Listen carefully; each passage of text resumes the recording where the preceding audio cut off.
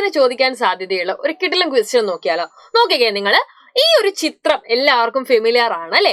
എന്താ ക്വസ്റ്റ്യൻ എന്ന് വെച്ചാൽ ഈ ചിത്രത്തിലെ ബൾബ് എന്ത് ചെയ്യുന്നില്ല? പ്രകാശിക്കുന്നില്ല. എന്തുകൊണ്ടായിരിക്കാം ബൾബ് പ്രകാശിക്കാത്തത് അല്ലെ? Why does the bulb in the given circuit is not glowing? എന്താണ് ഓപ്ഷൻസ് തന്നിട്ടുണ്ട്? Closed circuit, open circuit, no switches here, none of these. എന്തായിരിക്കും ഇതിന്റെ ആൻസർ എന്ന് പറയുന്നത്?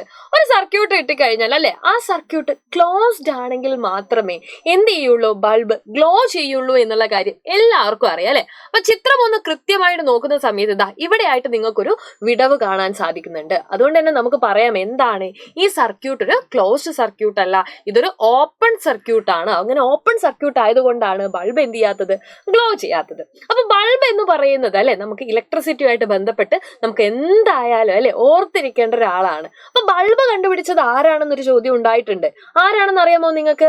ബൾബ് കണ്ടുപിടിച്ചത് മെൻലോ പാർക്കിലെ മാന്ത്രികൻ എന്നറിയപ്പെടുന്ന തോമസ് ആൽവ എഡിസൺ ആണ്. ഈ ഒരു ക്വസ്റ്റ്യനും ചോദിച്ചിട്ടുണ്ട് കേട്ടോ. അപ്പൊ തോമസ് ആൽവ എഡിസൺ ആണ് ബൾബ് കണ്ടുപിടിച്ചത്. അപ്പൊ ഒരുപാട് പരീക്ഷണങ്ങൾക്കൊടുവിലാണ് അദ്ദേഹം എന്ത് ചെയ്യുന്നത്? ബൾബ് കണ്ടുപിടിക്കുന്നത്. കാരണം ബൾബിനകത്ത് ഒരു ലോഹം ഉണ്ട് അല്ലെ? ആ ലോഹത്തെ കണ്ടുപിടിക്കാനായിരുന്നു, അല്ലെങ്കിൽ ഏത് ലോഹമാണ് ഇത്രയധികം ബെറ്റർ ആയിട്ട് ഒരു ബൾബിന് സ്യൂട്ട് ആവുന്നതെന്ന് കണ്ടുപിടിക്കാനായിരുന്നു അദ്ദേഹം ഒരുപാട് ടൈം എടുത്തത്. അങ്ങനെ ഒടുവിൽ അദ്ദേഹം ആ ലോഹത്തെ കണ്ടുപിടിച്ചു. ഏതാണ്? ടങ്സ്റ്റൺ യൂസ് ചെയ്യുകയാണെങ്കിൽ നമുക്ക് എളുപ്പത്തിൽ തന്നെ എന്ത് ചെയ്യാം? നമ്മൾ ഉദ്ദേശിച്ച രീതിയിൽ ഒരു ബൾബ് നിർമ്മിച്ചെടുക്കാമെന്ന് അദ്ദേഹത്തിന് മനസ്സിലാവുകയാണ്.